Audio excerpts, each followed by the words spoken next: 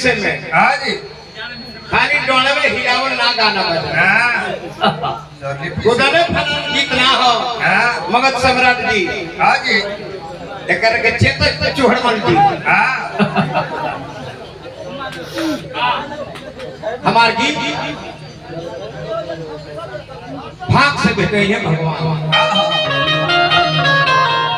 मन अनजान बाटे कहे के महाबाकी घट घट में बस भगवान। बाकी तारा बुझात नहीं। हाँ तू मंदिर में खोजता। हाँ जी। मस्जिद में खोजता। हाँ बाकी तोहरा शरीर में भाई हम में तुम में खड़ हम में घट घट व्यापे। हाँ जी। इके कहल प्रहलाद उनकर बाप बहन का सबको कहने के बेटा नारायण के हो कहले कि नारायण के हम जानते कहे कहा हमरा के को हां ना रोवा ना है हम में तुम में खड़ खंभ में घट घट व्यापे राम।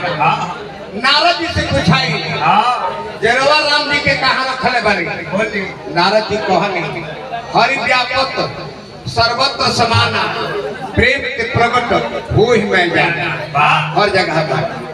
हनुमान जी से पूछलो हे हनुमान भाई मणि के माला तोड़ के फोड़ के बिक दे हलो का है कहले हम माला में पाए अपना राम के खोजत रही ना भेटले हां तो माला में राम बोले कहले हां अरे घट घट में बस भगवान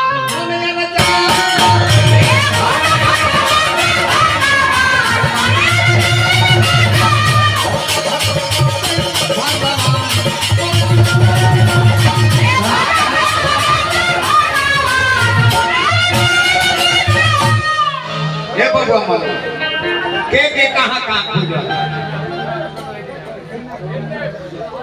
केहू तीर्थ व्रत करत खराम के खोजता काशी में मथुरा में प्रयाग में केहू दान करत खोजता कि हे प्रभु हम गरीब के दान देता नहीं हो सकता कि हमरो अच्छा गति के प्राप्त हो जाए।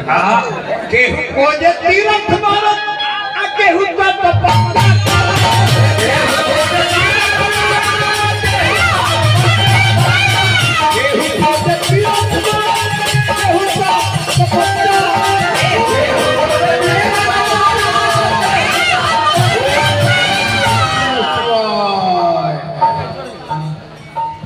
केहू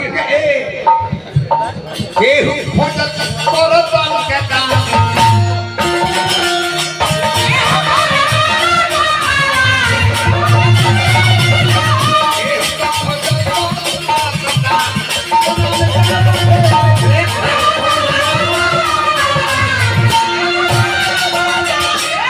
म्यूजिक ना बाजी समय जिया बाल खोजले।